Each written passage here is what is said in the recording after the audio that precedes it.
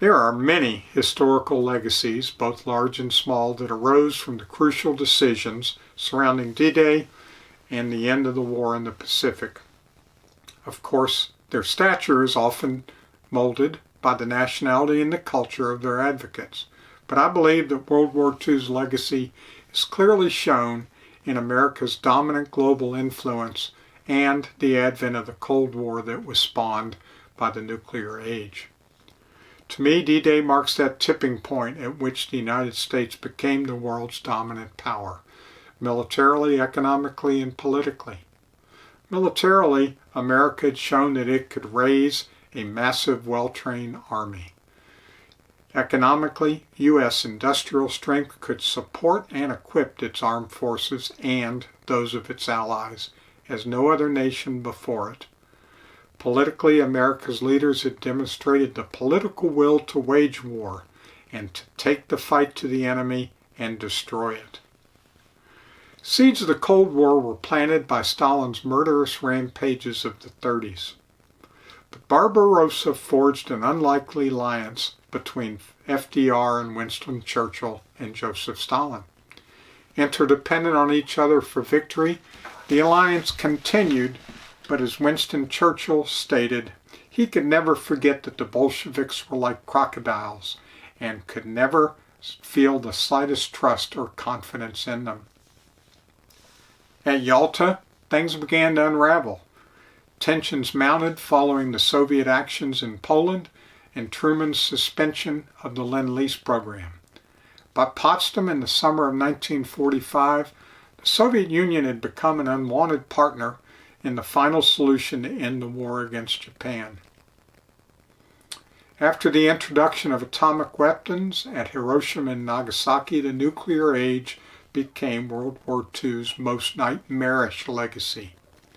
Despite initial efforts at non-proliferation, within a few decades, 10 countries would possess nuclear weapons, and possibly more today in rogue agents. Maybe the most important aspects of these decision points was the contribution of logistics to the success of Overlord and the scientific achievement that produced the atomic bomb. If logistics is the practical organization that is needed to make a complicated plan successful when a lot of people and equipment are involved, then the logistical success of Overlord may be literally the perfect example. At the time, never before, and quite possibly never after, has a greater logistical task ever confronted military planners. No less amazing is the scientific achievement of producing an atomic weapon, going from theoretical to a deliverable weapon in less than half a decade and doing so in secret. Possibly today this accomplishment might be unremarkable. We live in a world generally described by Moore's Law where technology capability can be expected to double every few years. But World War II had begun with biplanes, horse-drawn artillery, cavalry, and bicycles. There is a vast cast of individuals whose contribution to Overlord and the end of the war against Japan were essential. No singular credit belongs to any one individual, but a field of General Eisenhower and President Truman deserve distinction. Their lofty status on this list is bound by common threads. Both were supported by great men.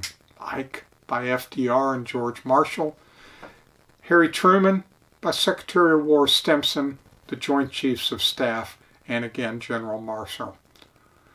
Both understood the gravitas and finality of the key binary decisions they faced, go or no go. Both were willing to shoulder the blame alone for any failure. Ike famously quipped on the eve of D-Day, "If any blame or fault attaches to this attempt, it is mine alone." Harry Truman is known for quipping, "The buck stops here." The influence of these individuals, whose key decisions determined Allied victory, continued for decades. Eisenhower, certainly through the early 60s, Truman and the Marshall Plan even longer. The legacy of World War II continued and shaped throughout the 20th century, and it continues even today.